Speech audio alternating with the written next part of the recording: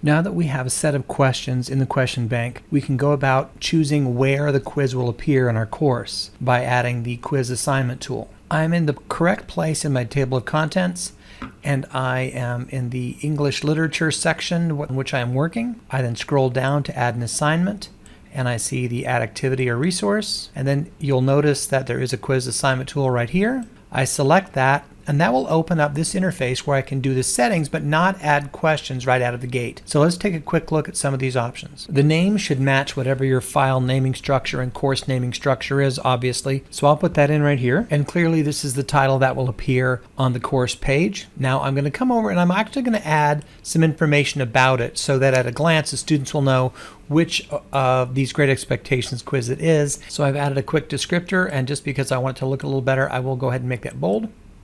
Now I'm going to indicate that I would like this information to be on the course homepage when people see the quiz itself. I can choose Save and Return to Course or Save Changes and then move on to the settings on the right hand side.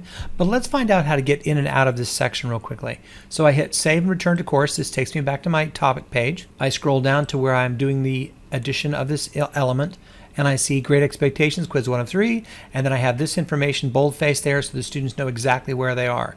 Now, in order to continue editing the settings from this section, I'll need to come over here and choose the edit icon. This takes us right back to the question input interface, where once again on the right-hand side we see settings, and we'll take a quick look at those in the following video walkthrough.